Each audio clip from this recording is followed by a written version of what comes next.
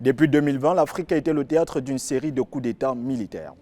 Ces coups d'État des juntes militaires sont justifiés par l'opposition au gouvernement en place, souvent critiqués soit sur le plan politique ou sécuritaire. Entre 2020 et 2023, pas moins de 6 pays africains ont subi des changements de pouvoir par le biais de coups d'État. Parmi ces nations touchées, on compte le Mali, la Guinée, le Burkina Faso, le Tchad, le Soudan, le Niger et le Gabon. Le 30 août 2023, des officiers supérieurs de l'armée gabonaise ont annoncé avoir pris le contrôle, contestant les résultats d'une élection qui accordait un troisième mandat au président Ali Bongo Ondimba.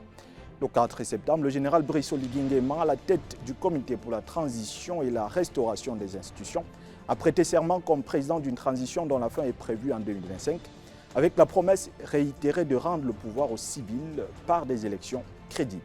En juillet 2023, des militaires réunis au sein du Conseil national pour la sauvegarde de la patrie ont renversé Mohamed Bazoum, président élu en 2021, installant le général Abdourahmane Tiani à la tête du pays. Depuis lors, des condamnations et tentatives diplomatiques ont été entreprises, notamment par la Communauté économique des États de l'Afrique de l'Ouest, pour rétablir l'ordre constitutionnel.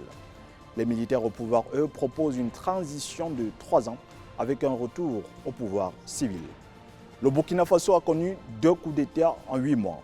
En janvier 2022, le président Roch-Marc Christian Kabore a été chassé du pouvoir par des militaires. Ce coup de force conduit à l'installation du lieutenant-colonel Paul-Henri Sandaogo Damiba à la tête du pays.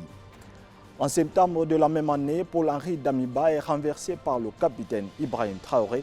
Celui-ci est investi président de la transition jusqu'à des élections prévues en 2024.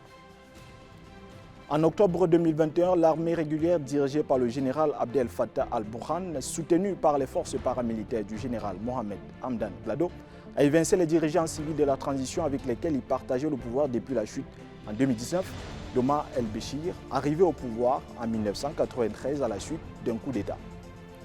Mais au fil du temps, les secrets de l'union entre les deux généraux sont apparus au grand jour. Mohamed Hamdan Dagalo dénonce notamment l'échec du putsch de 2021 qui aurait réinstallé l'ancien régime d'Omar el-Béchir. En septembre 2021, un coup d'État a mis fin au règne du président Alpha Condé qui était au pouvoir depuis 2010. Le putsch installe au pouvoir le colonel Mamadi Doumbouya à la tête du comité national du Rassemblement pour le développement. La promesse de revenir à un gouvernement civil élu d'ici 2024 a été avancée. Le 18 août 2020, un coup d'État est intervenu, mené par le colonel Assimi Goïta après de nombreuses manifestations organisées par le mouvement du 5 juin, Rassemblement des forces patriotiques. Bandao, colonel à la retraite et ancien ministre de la Défense, est désigné président de la transition, alors que le colonel Assimi Goïta, meneur du coup d'État, est désigné vice-président chargé des questions de défense et de sécurité. Un changement de gouvernement a conduit à un second coup d'État, dit aussi coup de force, le 25 mai 2021. Le colonel Assimi Goïta dépose Bandao, président de la transition, et prend la tête de la présidence.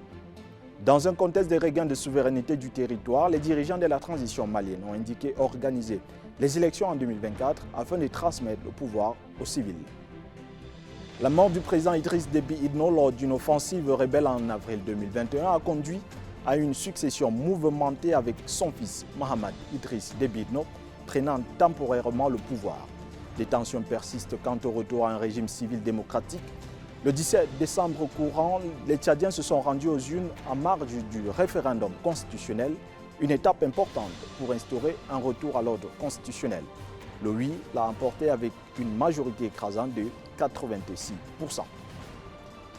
À l'approche de 2024, des pays africains dirigés par des gouvernements issus de coups d'État se préparent à passer le flambeau du pouvoir des mains des militaires à celle des civils dans un contexte où la menace de coup d'État demeure présente sur le continent africain.